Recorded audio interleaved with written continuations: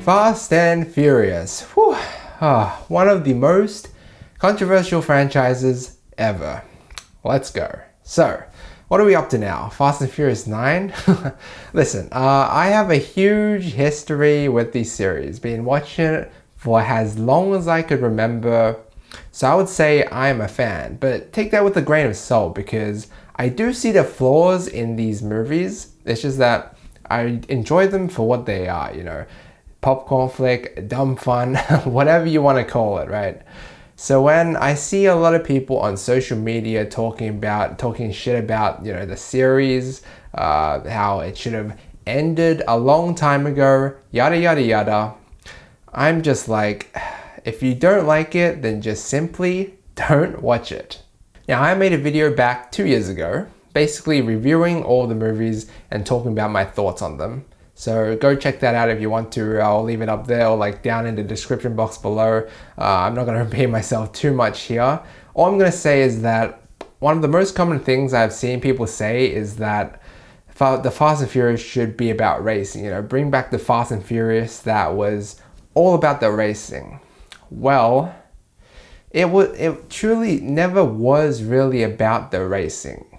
Apart from Tokyo Drift, that is, you know, the other movies were all mostly about like crime, drama, and big heists. You know, such like GTA, for example. Racing is like a side thing. Like in the first Fast and Furious movie, Brian O'Connor was an undercover cop that was trying to bust down an illegal street racer by the name of Dominic Toretto. Granted, the more recent ones are a lot more action-centric with a lot of guns and big stunts and cool cars, and street racing was kind of like a thing of the past. That's mainly because the whole Fast saga has evolved into something else where now you're like expecting action, you know, you're expecting these over-the-top stunts.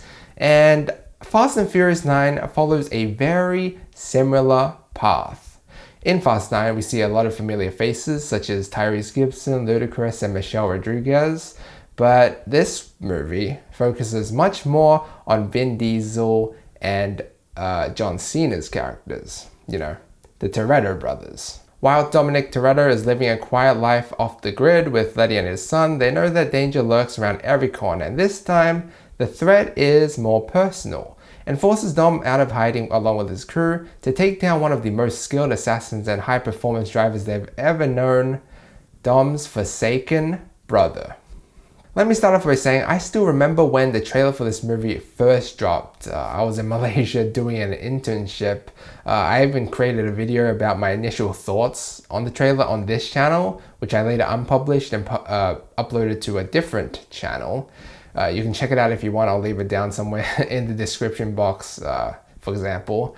So I won't say too much about it, but I will mention that I think they showed a little bit too much, maybe a lot off in the trailer, because it revealed that John Cena is Dominic Toretto's brother, which could have been really interesting and really surprising to learn during the movie.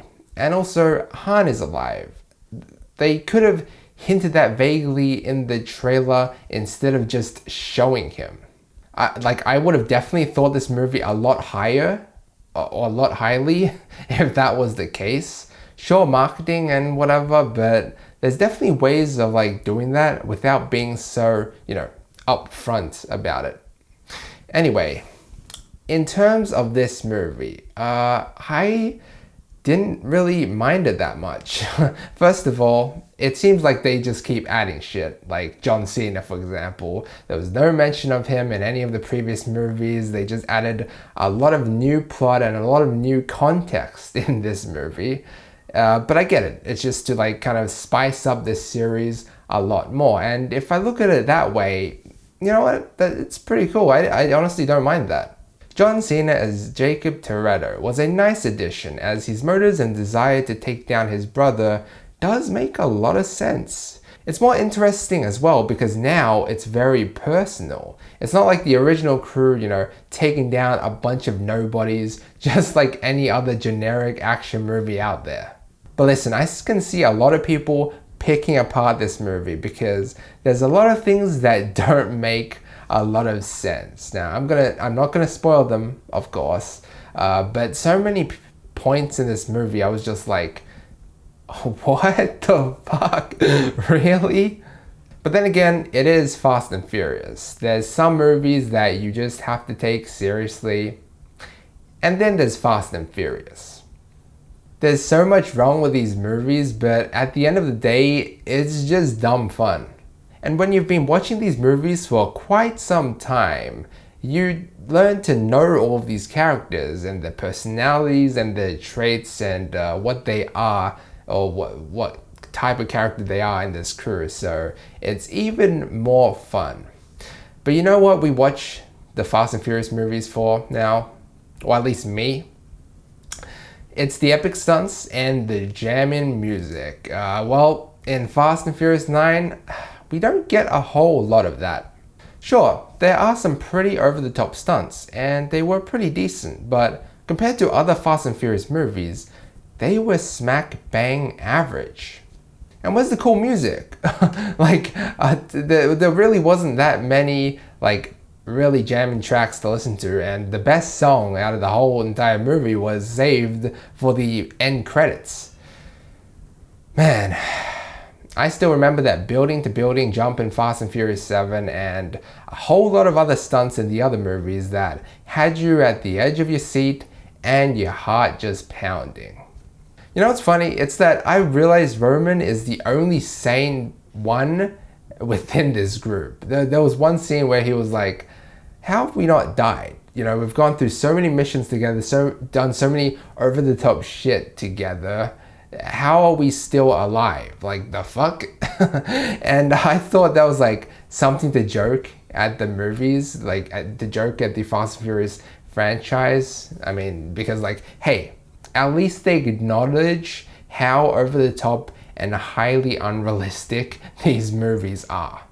I do like the fact that a lot of people in this, Sean Boswell and Jason Tobin are back, and almost everyone else was present except Dwayne Johnson and Jason Statham, probably because they were, during doing Hobbs and Shaw, the plot of Hobbs and Shaw was going on. I don't know, maybe, that's just what I think. But overall, this movie, it might have been a lot better than I thought because there was a lot of characters and it was a very, very personal story. But the lack of amazing stunts just puts it below a lot of other Fast and Furious movies for me.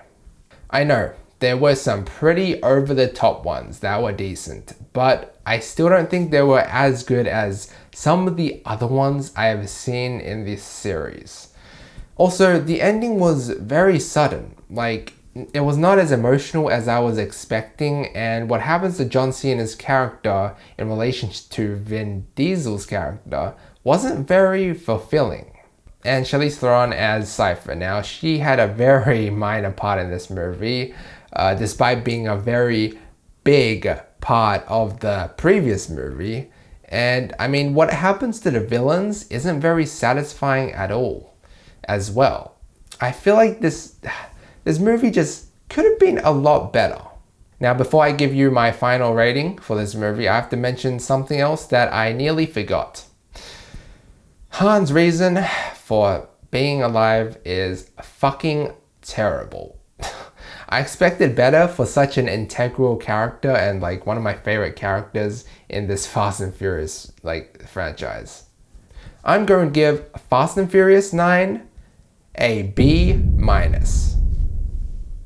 which makes it my third least favorite Fast movie, surprisingly, and slots right behind the first Fast and Furious movie. Even though I talked about a lot of the flaws in this movie, I still quite enjoyed it. It was a popcorn flick. It was dumb fun. It was entertaining. It was definitely not the best, but it was definitely above average. You know what? I thought this movie, coming out of it, was better than the previous movie, but now that I think about it, I'm not too sure anymore.